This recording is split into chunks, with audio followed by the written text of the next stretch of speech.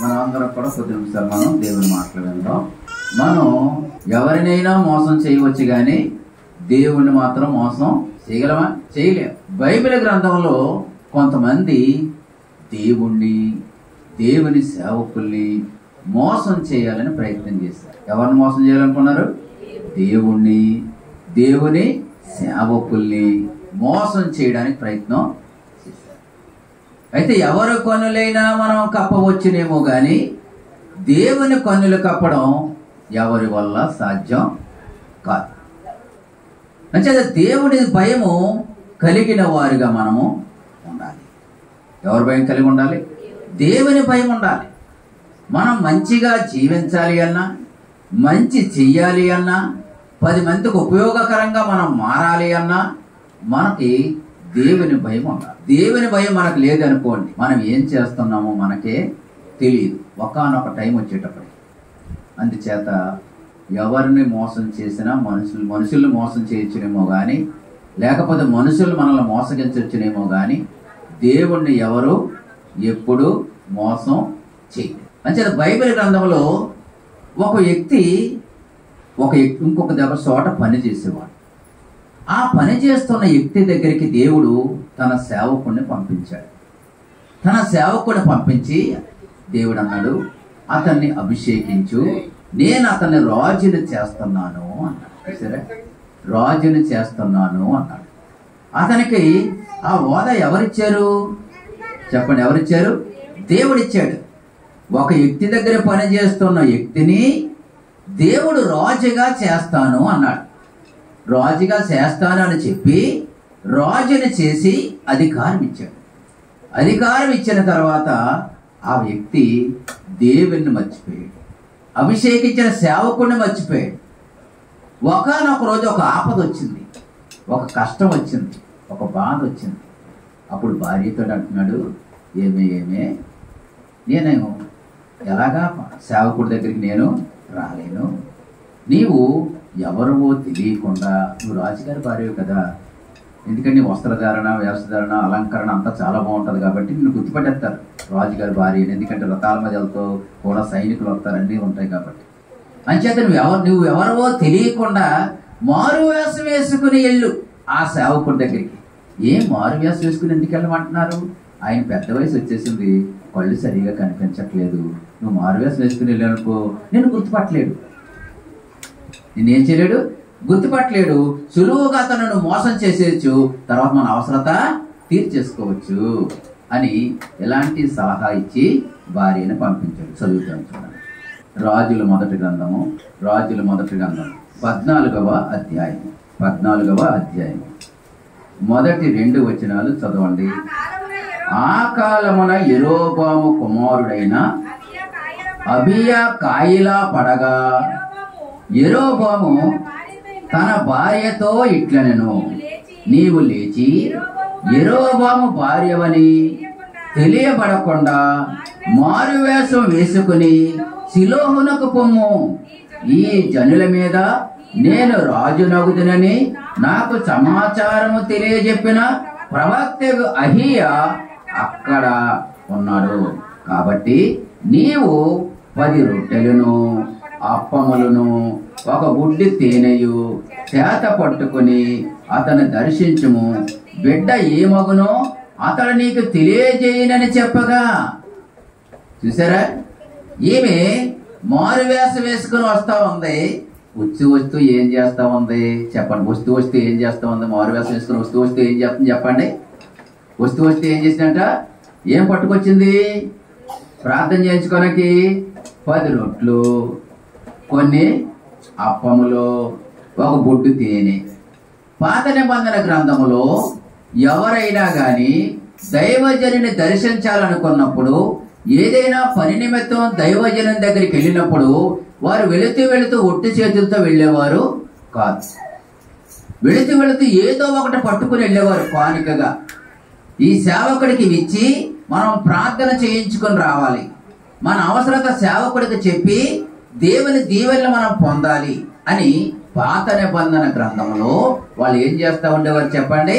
ప్రజలకు వాళ్ళకి ఏ అవసరత ఉన్నా వాళ్ళు సేవకుడి దగ్గరికి వెళ్ళినప్పుడు ప్రార్థన చేయించుకుని కొన్ని కానుకలు బహుమానాలు ఇచ్చి వస్తూ ఉండేవారు.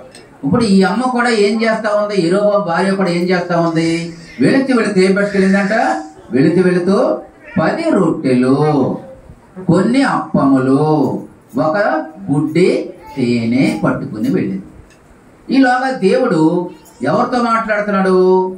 ఆ సేవకుడితో మాట్లాడుతున్నాడు. ఏమని మాట్లాడుతున్నాడు? చదువుతామని చూడండి, 5వ వచనం.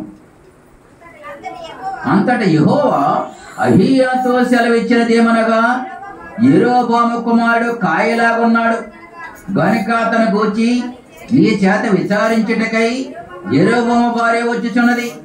ఆమె మారు వేషం వేసుకుని మరి ఒక తగినట్టుగా వచ్చుచున్నది కనుక నేను నీకు సెలవిచ్చినట్లు నీవు ఆమెతో చెప్పవలను. ఇలాగా ఈ సేవకుడితో ఎవరు మాట్లాడుతున్నారు?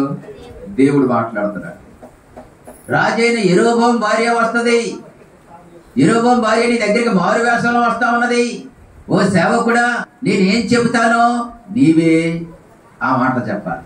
కళ్ళంటే కనబడట్లేదు కానీ చెవులు పనిచేయవా? పనిచేయవా?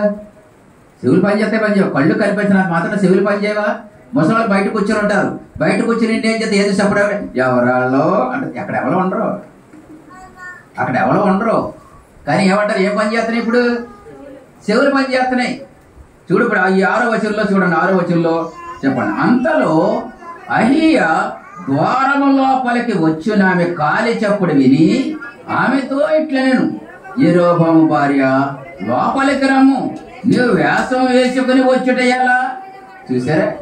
అలా చెప్పగానే ఎలా ఉంటదంటారు? వచ్చినవాడికి ఎలా ఉంటదంటారు? ఒకవేళ మీకోసం కూడా ఏదైనా సందేశం దేవుడు ఇచ్చాడు అనుకోండి, చర్చిలోకి రాగానే, సహోదరి ఇప్పుడే దెబ్బలాడొచ్చావు, నీ పేరు చెప్పమంటావా, లేచి నిలబడతావా అన్నావు అనుకోండి, ఎలా ఉంటది? ఎక్కడే ఉంచి మళ్ళీ పక్కన నెమ్మదిగా జారుకుని వెళ్ళిపోయేవాడు ఉంటాం. అవునా కదా? లేకపోతే సహోదరి నువ్వు ఫలానా సమస్యతో బాధపడుతున్నావు అని ఇక్కడి నుంచి ప్రకటించామనుకోండి, ఎలా ఉంటది అంటారు? దేవుని పిల్లలుగా దేవుని సేవకులకు దేవుడు బయలుపరుస్తాడు. ఎందుకంటే దేవుని సేవకుల మీద ఉండే అభిషేకం వేరు, విశ్వాసుల మీద ఉండే అభిషేకం వేరు. దేవుని సేవకుల్ని దేవుడే అభిషేకిస్తాడు. అభిషేకించి తన పనిలో పెట్టుకుంటాడు. కాబట్టి సేవకుడి మీద ఉండే అభిషేకం వేరు. అందుకని దేవుని సేవకులు మనం ఏది అనకుండా ఉండడం మనకు మంచిది. దావీదు ఇలాగే చేశాడు. రాజైన సౌలుని ఎవరు అభిషేకించారు? దేవుడు అభిషేకించాడు. రాజుగా అభిషేకించాడు లేదా? అభిషేకించాడు. తన సేవకుడైన సమూయేలుని పంపించి. దావీదును కూడా ఎవరు అభిషేకించారు? సమూయేలు అభిషేకించాడు. కానీ సౌలు ఏం చేస్తున్నాడు? కుట్రలు చేస్తున్నాడు.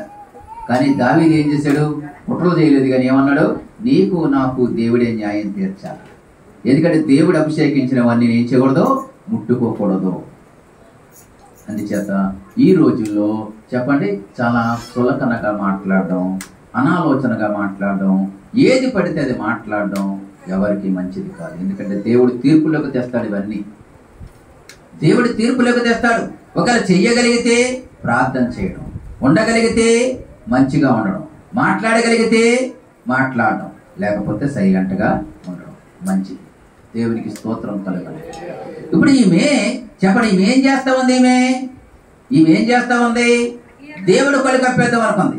ఎలాగా ఈ బొసల పాస్టర్కి ఎలాగా కళ్ళు కనబడతలేదు కాబట్టి దేవుడు కళ్ళు కప్పేద్దాం అనుకుంది. దేవుడు కళ్ళు కప్పేద్దాం అనుకుంటే దేవుడు కళ్ళు కప్పడం ఎవడి తరమో కాదు. అంచేత ఈ అహియాకి కళ్ళు పనిచేయకపోయినా కానీ చెవులు పనిచేస్తున్నాయి లేదా? పనిచేస్తున్నాయి. జస్ట్ అలా కాలు చప్పుడు మరి కాళ్ళకి మరి మొగలు పట్టీలు ఎట్టిందో, గుల్లమ్మ ఏ పట్టీలు ఎట్టిందో. మరి మానవ జీవితం అంటే ఏంటి? జీవితం అంటే సుఖదుఖాల కలయికే జీవితం అంటే. సుఖము దుఃఖము రెండు పెట్టాడు మనిషి జీవితంలో. కొన్ని రోజులు సుఖం ఉన్నాం, అలా కొన్ని రోజులు ఏదో ఒక విషయాన్ని బట్టి చింత ఉంటుంది, బాధ ఉంటుంది. ఈ రెండూ ఉంటాయి ప్రతి మనిషిలోనూ. నాకు ఏ దుఃఖం లేదండి, ఏ బాధ లేదండి అనకండి. ప్రతి మనిషి జీవితంలో ఈ రెండు ఉంటాయి. పైకి నవ్వుతున్నా, పైకి గెంతిలేస్తున్నా ఈ రెండు ఉంటాయి. లేకపోవడం ఏమీ లేదు.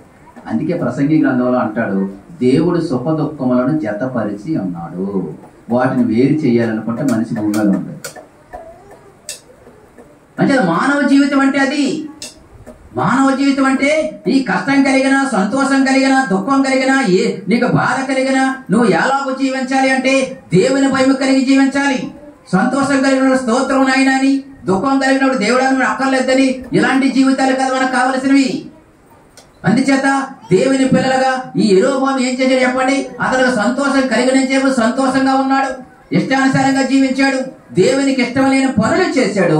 ఆ ప్రజలందరినీ కూడా తప్పుదోవలోకి మళ్లించేశాడు. మాదిరికరముగా ఉండవలసిన వాడు, దేవుని భయం కలిగి ఉండవలసిన వాడు ఆ దేశంలో ఉన్న ప్రజలందరినీ కూడా ఏం చేశాడు?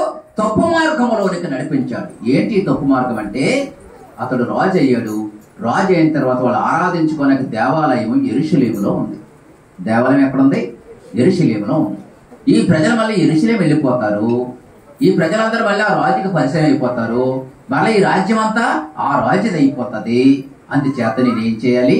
ఈ ప్రజలు అక్కడికి వెళ్లకుండా ఉండాలంటే ఏం చేయాలని ఆలోచన చేసి 2 దూడలు చేయించాడు.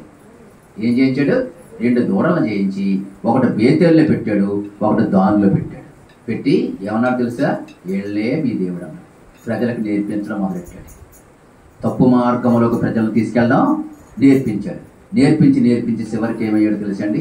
అతను కానీ అతని కుటుంబంలో ఎవ్వడా లేకుండా దేవుడు మొత్తం సమూల నాశనం చేసి పడేశాడు. అతని కుటుంబంలో అతని సంతానం అంటూ లేకుండా పోయాడు. ఏమి చేశాడు తను చెప్పండి? ఒక వ్యక్తి దగ్గర పని చేసాడండి. పనుని తీసుకొచ్చి దేవుడు రాజును చేస్తే, అధికారం ఇస్తే, దేవుని మీద తిరగబడి దేవునికి ఇష్టమైన పనులన్నీ చేశాడు. చివరికి తన కొడుకుకి బాగోకపోతే, ఆ కొడుకు ఎలా ఉన్నాడంట చెప్పండి? ఎలా ఉన్నాడంట? ఎలా పడ్డాడంట? బైబిల్లో ఏముంది అక్కడ?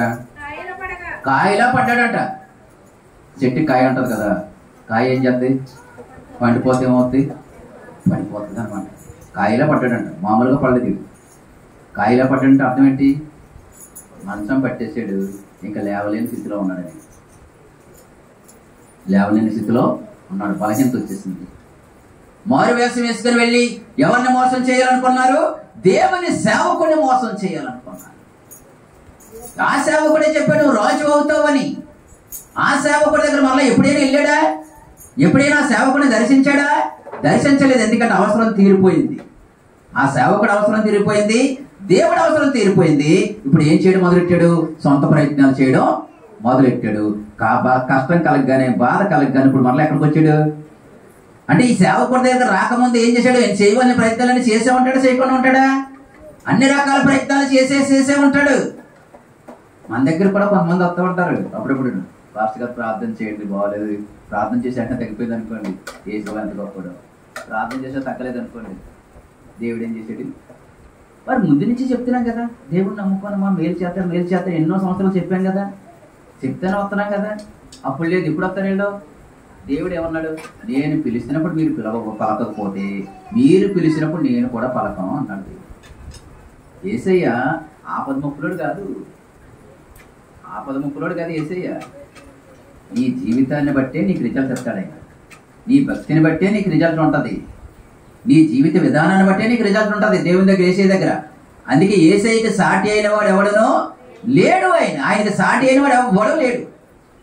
ఆయన ప్రత్యేకమైన వాడు. దేవునికి స్తోత్రం కలుగునగా. హల్లెలూయా. అంతేనా? ప్రభువుని జరిగినటువంటి మన అందరి జీవితాలలో కూడా మనం ఏం కలిగిన వారు కూడా చెప్పండి? మనం ఎవరినైనా మోసం చేయవచ్చునేమో కానీ దేవుని మోసం చేయలేము. కాబట్టి దేవుని చేతిలో మోసపోయామా, ఒకానొక రోజు నరకమే. అందుకని మనం దేవుని పిల్లలం, దైవ భయం కలిగి ఉందాం. మోసం చెయ్యాలి అనేటువంటి మాట మనకు రాకూడదు. ఎవరిని మోసం చేశారు ఇక్కడ చెప్పండి? భార్య భర్త దగ్గర ఎవరిని చేయాలనుకున్న మోసం చెప్పండి? బాగోలేనప్పుడు డైరెక్ట్గా వెళ్ళొచ్చు కదా. నువ్వు రాజువే కదా, నీకు అధికారం ఉంది కదా, వెళ్ళొచ్చు కదా. అయ్యా నేను చేసిన పొరపాటును క్షమించండి, ఇదిగో నా పిల్లడికి బాగోలేదు, అయ్యా నేను పశ్చాత్తాపడుతున్నాను, చెడు మార్గాలు వదులుతానని దేవుని దగ్గర ఒప్పుకోవాలి కదా. ఒప్పుకుని ప్రార్థన చేస్తే దేవుడే స్వస్థపరిచినేమో. అందుకే కొంతమంది తప్పు మీద తప్పు చేసుకుంటూ వెళ్ళిపోతూ ఉంటారు. ఒక తప్పుని కప్పెట్టిన ఇంకో తప్పు కప్పెట్టిన ఇంకోటి అలా చేసుకుంటూ వెళ్ళిపోతూ ఉంటారు. అది ఎవరికి మంచిది కాదు. యెరొబోము అలాగే చేశాడు, అతని భార్య కూడా అలా చేసింది. చివరికి ఆ పిల్లవాడు చనిపోయాడు. దేవుడే చెప్పేశాడు. చదువుతాను, అక్కడ కింద వచ్చిన చదువుతాను చూడండి, చదువుతాను చూడండి. తర్వాత వచనం చదవండి, 7వ వచనం. నీవు వెళ్ళి యెరొబోముతో చెప్పవలసినదేమనగా, ఇశ్రాయేలీయుల దేవుడైన యెహోవా ఈ ప్రకారము సెలవిచ్చుచున్నాడు, నేను నిన్ను జనులలో నుండి తీసి హెచ్చింపజేసి ఇశ్రాయేలు వారు నా జనుల మీద నిన్ను అధికారినిగా నియమించి దావీదు సంతతి వారి యొద్ద రాజ్యము తీసి నీకిచ్చి ఉండునను. నా ఆజ్ఞలను గైకొని మనఃపూర్తిగా నన్ను అనుసరించి నా దృష్టికి ఏది అనుకూలమో దాని మాత్రమే చేసిన నా సేవకుడైన దావీదు చేసినట్లు నీవు చేయక, నీకంటే ముందుగా ఉండిన వారందరికంటేను అధికముగా కీడి చేసి ఉన్నావు. నన్ను బొత్తుగా విసర్జించి ఇతర దేవతలను పోత విగ్రహములను పెట్టుకుని నాకు కోపం పుట్టించిది. కాబట్టి యెరొబోము సంతతి వారి మీదకి నేను కీడి రప్పించుచు ఇశ్రాయేలు వారిలో అల్పులు గాని గనులు గాని లేకుండా మగవారిని అందరినీ యెరొబోము వంశం నిర్మూలన చేసి పెంటంతయు పోవునట్లుగా ఒకడు అవతలకు దాన్ని ఓడ్చి వేసినట్లు యెరొబోము సంతతిలో శేషించిన వారిని నేను ఓడ్చి వేయుదును. పట్టణమందు యెరొబోము సంబంధుల మరణమగ వారిని కుక్కలు తినును, బయట భూమిలో మరణమగ వారిని ఆకాశ పక్షులు తినును. యెహోవా మాట ఇచ్చి ఉన్నాడు. కాబట్టి నీవు లేచి నీ ఇంటికి పొమ్ము, నీ పాదముల పట్టణంలో ప్రవేశించినప్పుడే నీ బిడ్డ చనిపోవును. అందుకని నిమిత్తము ఇశ్రాయేలు వారందరూ అంగలార్చి అతని సమాధిలో పెట్టారు. దేవుడు చెప్పేశాడు.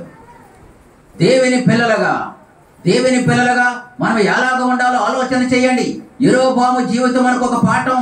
దేవుడు కాకుండా దేవుని కంటే ఎక్కువగా మనం ఏదైతే అవమానిస్తామో, ప్రేమిస్తామో, చూసుకుంటామో అదే ఒక విగ్రహం. దేవుని కంటే ఎక్కువగా.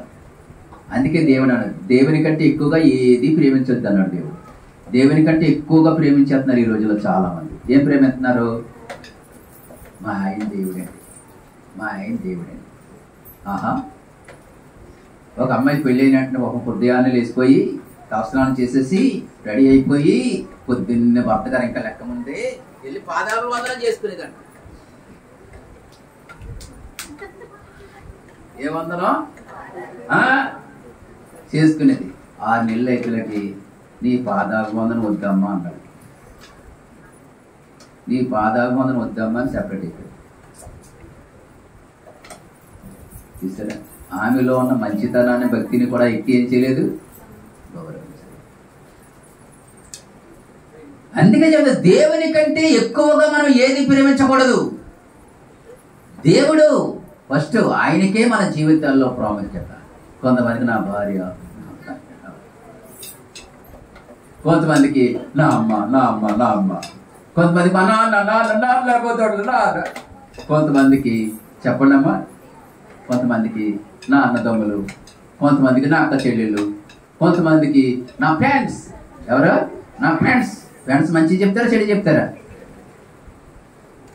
ఇప్పటి వరకు నీకు ఫ్రెండ్స్, నీ తల్లిదండ్రులు, నీ తోబుట్టులు, ఎప్పటి వరకు నీకు? ఫస్ట్ దేవుడు. కుటుంబ విషయాలు చేద్దాం. ఫస్ట్ దేవుడు, రెండవది కుటుంబము, మూడవది చేసుకునే పని. ఆ తర్వాతే నీ అక్క చెల్లెళ్ళైనా, నీ తోడబుట్టినోళ్ళైనా, నీ తల్లిదండ్రులైనా, నీ ఫ్రెండ్స్ అయినా, ఎవడైనా. వాళ్ళందరినీ నువ్వు 4వ ప్లేస్లో తీసుకొచ్చి పెట్టాలి. కొంతమంది పిల్లలు ఇప్పుడు ఈ రోజుల్లో ఏం చేస్తున్నారంటే, ఆడపిల్లలు కానీ మగపిల్లలు కానీ ఏం చేస్తున్నారంటే, వివాహాలు అయిన తర్వాత ఎవరికి మొదటిసారి వెళ్తారని చెప్పండి? తల్లిదండ్రులకి. దేవుడు అన్నాడు, ఏమన్నాడు? పురుషుడు తన తల్లిని, తన తండ్రిని విడిచి తన భార్యను అత్తెక్కోనంటే వాళ్ళ మధ్యలోకి ఎవడో దూరకూడదని. వీడెంపోడు దూరకూడదు, ఆ పిల్ల ఎంపోడు దూరకూడదు మధ్యలోకి. వీళ్ళు కానీ దూరాలు అనుకోండి, ఆ కుటుంబంలో కుదురుండు. చెప్పండి, భర్త వైపోడు ఆ కుటుంబ జీవితంలో ప్రవేశించిన, భార్య వైపోడు ఆ కుటుంబ జీవితంలో ప్రవేశించిన, ఆ కుటుంబాన్ని ఏం చేస్తారు? చిన్న భిన్నం చేసేస్తారు. వీడికి చెప్పలే ఇలా చెప్తారు, ఈ పిల్లకి చెప్పలే ఈ పిల్లకి చెప్తారు, కుటుంబంలో కుదురు లేకుండా అయిపోతారు. అందుచేత వివాహం అయిన తర్వాత భార్యాభర్త దూరంగా కూడా ఉండకూడదు. భార్యాభర్త దూరంగా ఉండకూడదు. దూరంగా ఉండడానికి కాదు, పెళ్లి చేసుకుంటారు. ఇంకో సంగతి చెప్పిన, దేవుడు అన్నాడు బైబిల్లో అన్నమాట, పెళ్ళి అయిన తర్వాత పురుషుడు ఏడాది వరకు ఏ పనికి వెళ్ళకూడదు. 1 సంవత్సరం పెళ్లి అయిన తర్వాత పెళ్లి చేసుకున్న అబ్బాయి 1 సంవత్సరం వరకు ఏ పనికి వెళ్ళకుండా తన భార్యను సంతోషపరచాలంట. పెళ్లి చేసుకోనికే కంగారుగా వస్తున్నాడు, తాడి కడేసి కంగారుగా పోతున్నాడు. వాళ్ళు డ్యూటీ సెలవు లేదండి, సెలవు లేదు, నీకెందుకురా పెళ్ళి, నీ భార్యతో టైం గడపలేడు, నీకెందుకురా పెళ్ళి, నాకు డ్యూటీ ఉందండి, ఇప్పుడు అమ్మలో కూడా ఉద్యోగాలు చేస్తాను, నాకు డ్యూటీ ఉందని డ్యూటీకి వెళ్ళిపోవాలి, నీకు సమయం గడపలేడు, నీకెందుకు పెళ్ళి.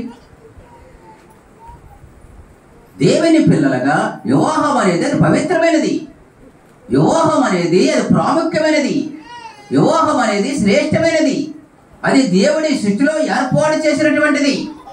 ఆడపిల్లలో కానీ మగపిల్లలో కానీ వీళ్ళలో ఉన్న ఒంటరితనం కానీ ఆ ఒంటరితనం పోయేది ఎక్కడంటే వివాహం తర్వాతే పోతుంది. ఎందుకంటే కొన్ని విషయాలు తల్లిదండ్రులు చెప్పుకోలేరు, తోడబుట్టలు చెప్పుకోలేరు. అంచేత వీళ్ళకి వివాహం అయిన తర్వాత ఒకరి విషయాలు వాళ్ళు చక్కగా షేర్ చేసుకుని వాళ్ళు చక్కగా అన్యోన్యంగా ఉంటారు. ఈ అన్యోన్యంగా ఉండడానికి కూడా కొంతమంది జీర్ణించుకోలేరు, నిప్పులు పోసుకుంటారు వాళ్ళ కాపురంలో, కుదురు లేకుండా చేస్తారు. దేవుని పిల్లలుగా ఇది బైబిల్ క్రమం. ఇది బైబిల్ క్రమం ఏంటి చెప్పండి? బైబిల్ క్రమం ఏంటి? మొదట దేవుడు, మొదటి స్థానం కుటుంబ జీవితంలో. రెండో స్థానం ఏంటి? కుటుంబము, భార్య భర్తలు కుటుంబ జీవితం చక్కగా ఉండాలి, పిల్లలు అంటే పిల్లలతో చక్కగా ఉండాలి. మూడవది చేసుకునే పని, అది ఏ పని అయితే ఆ పని, సేవ అయితే సేవ, ఉద్యోగం అయితే ఉద్యోగం, వ్యాపారం అయితే వ్యాపారం, వ్యవసాయం అయితే వ్యవసాయం, కూలి పని అయితే కూలి పని, షాప్ అయితే షాప్, ఏదైతే అది ఆ చేసుకునే పనిని మూడో ప్లేస్లో తీసుకురావాలి. కొంతమంది తెల్లవారులు కష్టపడిపోతూ ఉంటారు, భార్యని పిల్లల్ని పట్టించుకోరు. ఏమన్నంటే కాళ్ళేదా కాళ్ళేదా కాళ్ళేదా కాళ్ళేదా, ఎప్పుడు కలవద్ది? ఇది బైబిల్ క్రమం. ఇది నీ కుటుంబం బాగుంటే సమాజంలో నీ సాక్ష్యం బాగుంటుంది, నీ కుటుంబం బాగుంటే దేవునికి మహిమ కలుగుతుంది, నీ కుటుంబం బాగుంటే నిన్ను చూసి అందరూ సంతోషిస్తారు. అందుచేత దేవుడు కుటుంబ జీవితానికి అంత ప్రాముఖ్యత ఇచ్చాడు. దేవునికి స్తోత్రం కలుగుతాడు. హల్లెలూయా. అందుచేత యెరోబోము అతని భార్య ఎవరిని మోసం చేయాలనుకున్నారు? దేవుణ్ణి మోసం చేయాలనుకున్నారు. దేవుణ్ణి మోసం చేయడం ఎవరి తరమో. చివరికి అతని కుటుంబ పరిస్థితి ఏమైంది చెప్పండి? ఆ కుటుంబం లేకుండా దేవునికి ఇష్టం లేని పనులు ఎవరు చేయొద్దు. దేవుని సేవకుల్ని ఎవరు కూడా ఏం చేయలేం, మోసం చేయలేం. దేవుణ్ణి మోసం చేయలేం. దేవుని ప్రతినిధి లేని సేవకులను కూడా మనం మోసం చేయకూడదు. అది ఎవరికి మంచిది కాదు. రెండవ సంగతి చూద్దాం.